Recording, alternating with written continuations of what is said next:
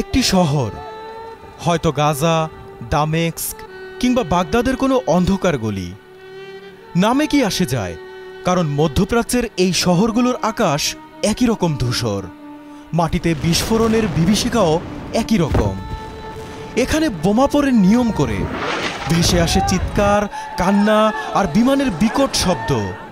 ভবনগুলো ধসে পড়ে পিঁপড়ার ঢিবির মতো। ধ্বংসস্তূপের নিচে চাপা পড়াই যেন এখানের মানুষের নিয়তি।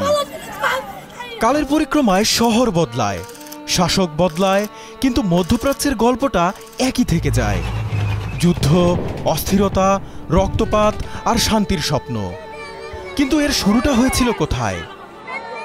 একসময়ের উন্নত সভ্যতা আর সংস্কৃতির কেন্দ্রস্থল এই মধ্যপ্রাচ্য আজ কিভাবে পরিণত হলো একটি স্থায়ী যুদ্ধক্ষেত্রে?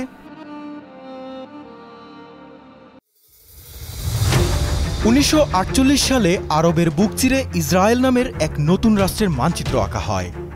মানচিত্রের সেই কৃত্রিম রেখাগুলোই পরিণত হয় সংঘাতে, যেখানে শাসনের নামে টানা হয় নতুন সীমারেখা, ভাগ করা হয় জাতিগোষ্ঠী, সংস্কৃতি আর ইতিহাস।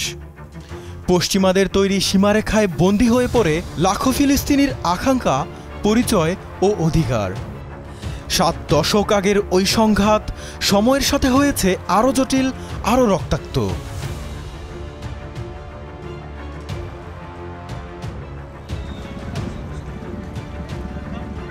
দ্বিতীয় বিশ্বযুদ্ধের মধ্য দিয়ে ব্রিটিশ শাসনের অবসান ঘটলে ফিলিস্তিন ভেঙে দুটি রাষ্ট্র গঠনের প্রস্তাব দেয় জাতিসংঘ।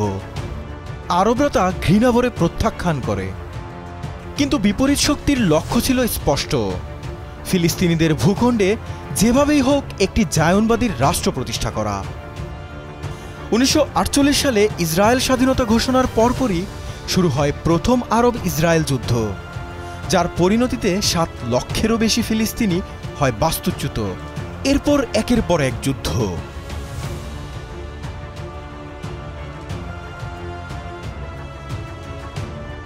1967 সালের যুদ্ধে মাত্র 6 দিনে আরব দেশগুলোর বিরাট অংশ দখলে নেয় ইসরায়েল।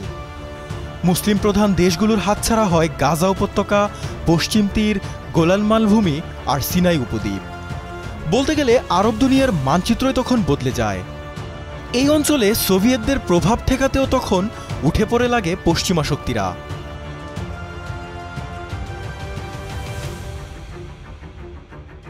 (1973 সালের ইয়ম কিপুরের যুদ্ধ। মিশর ও সিরিয়া সম্মিলিতভাবে আক্রমণ চালায় ইসরায়েলের উপর। লক্ষ্য ছিল 1967 সালের যুদ্ধে হারানো ভূখণ্ড আবারও ফিরিয়ে আনা। আকস্মিক হামলায় আরবরা প্রাথমিকভাবে সফল হলেও শেষ পর্যন্ত যুদ্ধ করায় অমীমাংসিত সমঝোতায়। এক পর্যায়ে যুদ্ধ থেমে যায়, কিন্তু দীর্ঘদিনের জমে থাকা সমস্যাগুলোর কোনো স্থায়ী সমাধান আর হয় না।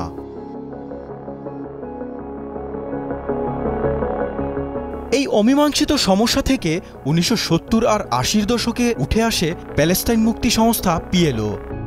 ইয়াসির আরাফাতের নেতৃত্বে তারা বিশ্ববাসীকে ফিলিস্তিনি জাতির সংগ্রামের কথা জানান দেয়। মধ্যপ্রাচ্যে শুরু হয় আন্তর্জাতিক রাজনীতি, কূটনৈতিক আর সহিংসতার নতুন এক অধ্যায়। একসময় অস্তিত্ব রক্ষায় PLO অস্ত্র হাতে তুলে নেয়, কিন্তু সে লড়াই আরবদের মরু অঞ্চলেই আর সীমাবদ্ধ থাকেনি, পৌঁছে যায় আন্তর্জাতিক পরিমণ্ডলেও। বিমানের হাইজ্যাকিং, অলিম্পিকে হামলা কিংবা লেবাননে গৃহযুদ্ধ।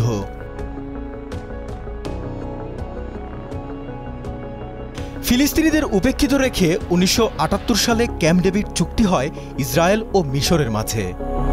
আরব বিশ্বের ঐক্যে ফাটল ধরে। শান্তির নামে শুরু হয় নতুন বিচ্ছিন্নতা। ইসরায়েল 1982 সালে লেবাননে হামলা চালায়। তাদের উদ্দেশ্য ছিল PLOকে হটানো, কিন্তু উল্টো ফল আসে, জন্ম নেয় হিজবুল্লাহ। অন্যদিকে 1979 সালে ইরানের বিপ্লব পাল্টে দেয় গোটা অঞ্চলের সমীকরণ।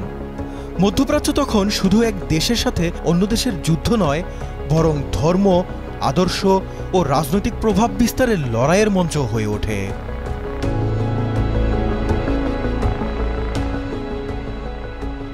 ফিলিস্তিন সংঘাতের উত্তাপ মধ্যপ্রাচ্যের অন্যত্র ছড়িয়ে পড়ে। 1990 সালে কুয়েতে আক্রমণ চালায় সাদ্দাম হোসেনের ইরাক।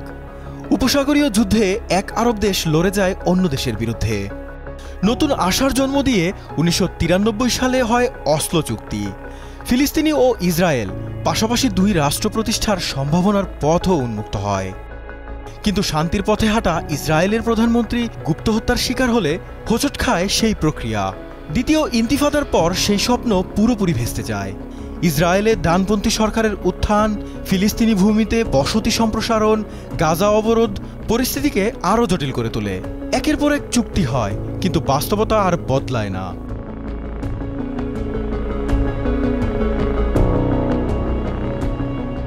2003 সালে যুক্তরাষ্ট্র ইরাক আক্রমণ করলে মধ্যপ্রাচ্যের অস্থিতিশীলতায় নতুন এক মাত্রা যোগ হয়। একসময় সাদ্দাম হোসেনের পতন ঘটে, ভেঙে পড়ে রাষ্ট্র ব্যবস্থা, ইরাক জুড়ে ছড়িয়ে পড়ে গোষ্ঠীগত সহিংসতা। পুরো অঞ্চলের ভারসাম্য তখন নড়বড়ে হয়ে পড়ে। এই শূন্যতায় জন্ম নেয় আইএসের মতো সন্ত্রাসী সংগঠন।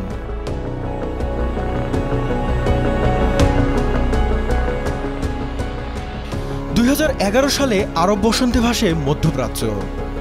গণতন্ত্র আর মানবাধিকারের দাবিতে সরকার পতন ঘটে তিউনিসিয়া, মিশর, লিবিয়া ও ইয়েমেনে। কিন্তু এই আন্দোলনগুলো শেষ হয় গৃহযুদ্ধ, বিভক্তি আর সহিংসতায়। ইরাক থেকে সিরিয়া কিংবা লিবিয়া, সবখানেই শুরু হয় অন্তহীন এক যুদ্ধ।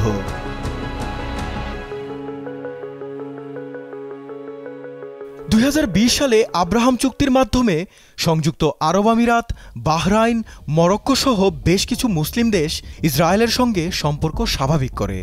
এই চুক্তিগুলোকে বলা হয় শান্তির পথ, কিন্তু ফিলিস্তিনিদের জন্য এসব কেবল একঘরে করে দেওয়ার আরেকটা নাম।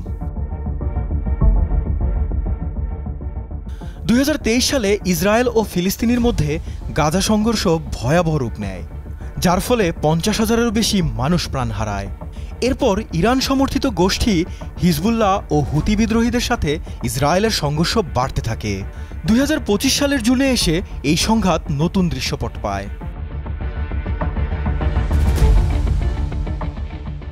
ইরানে ইসরায়েলের লাগাতার বিমান হামলা, জবাবে ইরানি মিসাইল বিভীষিকা ছড়ায় ইসরায়েলে।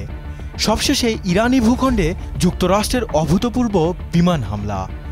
12 দিনের এই সংঘাতের শেষ অঙ্ক ছিল কাতার ও ইরাকে মার্কিন ঘাঁটিতে ইরানের মিসাইল হামলা। আপাতদৃষ্টিতে মনে হচ্ছে দুপক্ষ ক্ষান্ত হয়েছে, অন্তত এই মুহূর্তের জন্য। কিন্তু শান্তি কি আসলে ফিরেছে, কিংবা স্বস্তি? মোটেই না।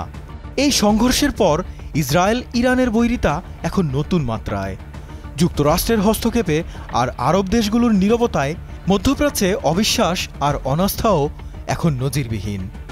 পরবর্তী সংঘাত কোথায় হবে, কখন মঞ্চস্থ হবে, কারোই জানা নেই।